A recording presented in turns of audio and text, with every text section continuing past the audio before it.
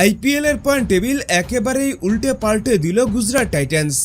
চলতি আইপিএল এর 52তম ম্যাচে মাঠে নেমেছিল রাজস্থান রয়্যালস বনাম গুজরাট টাইটান্স। এদিকে এই ম্যাচে গুজরাট টাইটান্স আগে ব্যাট করতে নেমে নির্ধারিত 20 ওভার শেষে 4 উইকেট হারিয়ে 229 রান সংগ্রহ করে।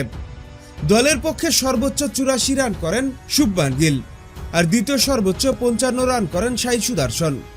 এদিকে গুজরাট টাইটান্সের 230 রানের টার্গেটের বিপক্ষে ব্যাট করতে নেমে রাজস্থান রয়্যালস 16.3 ওভার শেষে 152 রানে অল আউট হয়ে যায়, যার ফলে এই ম্যাচ গুজরাট টাইটান্স 77 রানে জিতে নেয়।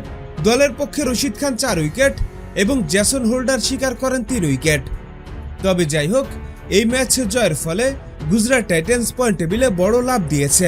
এই ম্যাচের আগে তারা ছিল 5 নম্বরে, কিন্তু এই জয়ের ফলে রাজস্থান আরসিবি এবং পাঞ্জাব কিংসকে টপকে পয়েন্ট টেবিলের 2 নম্বরে পৌঁছে গিয়েছে শুভমান গিলের দল। শুধু এখানেই শেষ নয়, বলা চলে তারা পয়েন্ট টেবিল একেবারে জমজমাট করে দিয়েছে।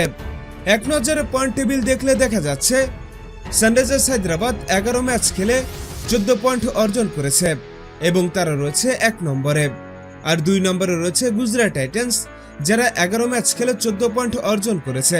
3 নম্বরে রয়েছে পাঞ্জাব কিংস, তারা 10 ম্যাচ খেলে 13 পয়েন্ট অর্জন করেছে। 4 নম্বরে রয়েছে রয়্যাল চ্যালেঞ্জার্স ব্যাঙ্গালোর, তারা 10 ম্যাচ খেলে 12 পয়েন্ট অর্জন করেছে।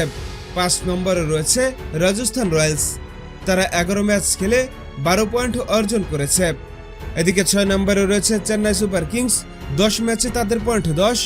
কলকাতা নাইট রাইডার্স 7 নম্বরে, 10 ম্যাচে তাদের পয়েন্ট হচ্ছে 9। এরপর যথাক্রমে 8 নম্বরে দিল্লি, 9 নম্বরে মুম্বাই এবং 10 নম্বরে রয়েছে লখনৌ সুপার জায়ান্টস। আর বলতেই হচ্ছে, এবারের আইপিএল এর প্লেঅফের যাত্রা বেশ কঠিন হতে যাচ্ছে। হ্যাঁ দর্শক, আপনাদের বলছি, আপনাদের কি মনে হয় এবারের আইপিএল এর প্লেঅফে কোন 4টি দল যাচ্ছে? এখনই কমেন্টস করে জানিয়ে দিন।